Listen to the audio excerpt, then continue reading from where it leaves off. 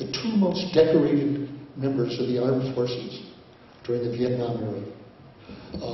Both colonels, one David Hackworth and the other Anthony Herbert. They vied sort of, because they had some overlapping medals. They both had many silver stars, bronze stars, medals. I don't know if they had the Medal of Honor. They literally were described as the most decorated men. And each of them resigned because they discovered that we were torturing people in Vietnam. And their attempts to stop that were covered up and stopped and blocked. And each of them resigned from the army. So I'm saying my attitude, I've met both of them. I recognize that. It's the way the officers that I dealt with, I thought all of them would have felt that way. I was shocked to discover that it was happening from them, actually. I also discovered it from my co-defendant, Tony Russo, who actually was fired from RAND nominally for a budget cut, but he was the only person needed to cut, it seemed at that point, because he had written a report that he had discovered in Vietnam that our Vietnamese allies were routinely torturing, we were turning people over to them, and we were present during the interrogation. And that report was not regarded with favor by our U.S. Air Force sponsors, or his boss, and he was fired a couple of years before he helped me copy the papers. So that theme seems to run through. With my wife here, I want to tell a story that relates to this, how all this came into my own life, because I want to focus on this one thing revealed by WikiLeaks. Keeping in mind that another thing they're saying all the time is nothing new has been presented, nothing of interest, nothing significant, and no wrongdoing by anyone. One of the other things, by the way, from the Iraq logs is the discovery of 15,000 civilian deaths that had never been reported, that were known inside. You've heard the statement, we don't do body counts? A lie. They were doing body counts. And their body count had 15,000 people on it that no reporters had ever caught. 15,000, 5 9/11s. So no wrongdoing, no criminality. On the contrary, the torture is criminality by Obama. And not only by Obama, it's just the same as was going on in the earlier parts of the logs. In fact, one of the secrets revealed by all these logs that they put out is how little difference there is between 2008 and 2009 in any dimension. The diplomacy is the same, the aims are the same, the corruption reported is the same, the civilian casualties, the torture, the refusal to investigate.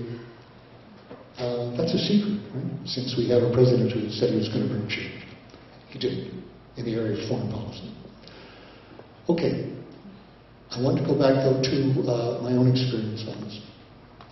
I said I got out of the Marines in the 50s, in 57.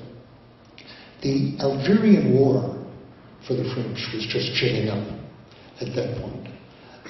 The Algerians who had fought for France against Indochinese in the French forces were impressed by the NLF, by what was then the Viet Minh, and by their fight for independence.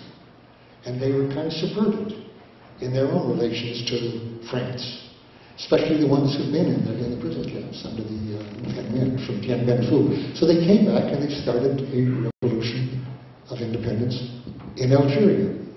And in 1958, a guy named Henri Alleg, who was a communist journalist in France, was picked up and tortured.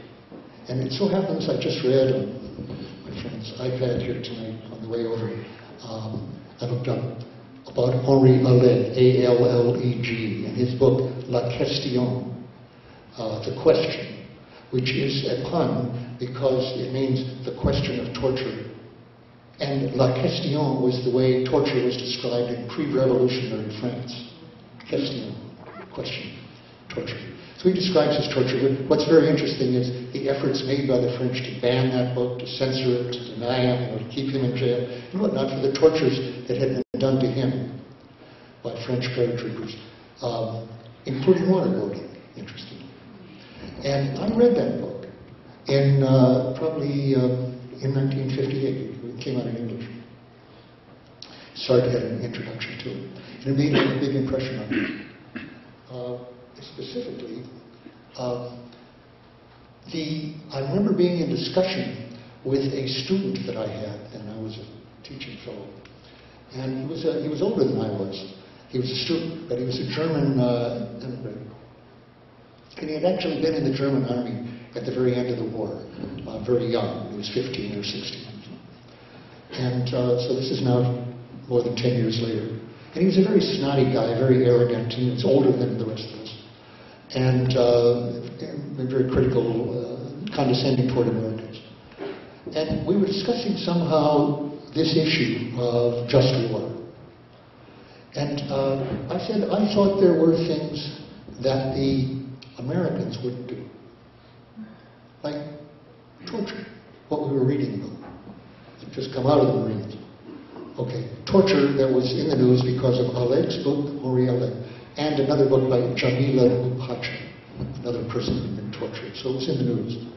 And there was a movement against it in France, led by Jean-Paul Sartre. And I said, I don't think Americans would do that. He said, as a German, he said, that's because you've never fought a counter-guerrilla war. I said, well, I don't know. I don't really think we would do that. And I've always remembered, he came back to me, he asked for an appointment a couple of days later. And he was not snotty for once. For once he wasn't condescending. He said he was about 5 years older than me. And he said, you know, I was discussing this at a table in LA House the other day. Foreign students, we always get together and eat together. And we discussed this, and you know, I'm beginning to think you're right. And I'm very disturbed by this. There is a cultural aspect to this. That the Germans did this, now the French were doing it. And he said, frankly, it's very disturbing to me. I have to think about it. And I was struck by that. Well, all right. I go into the Defense Department later in 64, 65. I participate in the bombing program, which I was against, which I thought would be counterproductive, which might get us into war with China, the bombing of North Vietnam, and which would be a disaster. It would have no good effect, that it would only kill a lot of people. And my boss felt the same way, a law professor from Harvard. Assistant Secretary. We felt the same, but McNamara disagreed. And we worked for him, so we did what he wanted and we did what we could to get the bombing started. I'm not proud of that. How many people have seen the movie, Most Dangerous Man? Well, you've seen this scene where I described it. It's the most shameful act I ever did, I think, was on orders of McNamara and my boss. I did do what I could to help get the bombing started, actually by collecting statistics of Viet Cong atrocities, which were real atrocities, most of them. But by helping publicize that, I was helping, I knew I was helping, getting a program started, which of course killed enormously more people than the Viet Cong ever did, and which I opposed. So let's remember Bradley Manning. I was actively participating in something I was totally against. But at that point, it didn't say to me, and it didn't recognize, I ought to do something about that. So I went on. I went to Vietnam. And as I say, I wasn't made aware of torture in the 2 years I was over there. Tony Russo did run across it. Colonel Herbert, Colonel Hackworth did run across it. When I read their reports, it opened my eyes. But as far as I knew, I had not been associated with that. One other little thing. After I had started copying the Pentagon Papers, I participated in a Council of Foreign Relations study group. I don't know, I've hardly ever told this. I'll tell you why I'm laughing. I'm in the Council on Foreign Relations. It's a little credential I got from my criminal past. And the Rand Corporation and the Pentagon. And you can be thrown out of the Council on Foreign Relations for one thing in a minute, and that's revealing any of the inner discussions of their study groups. But I feel I can now do this because when the FBI, after I was arrested, asked them for the minutes, without a subpoena, just asked them, they turned it over.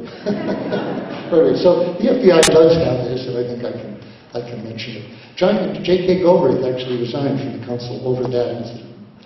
But I was given a paper, and it was called Coercive Diplomacy.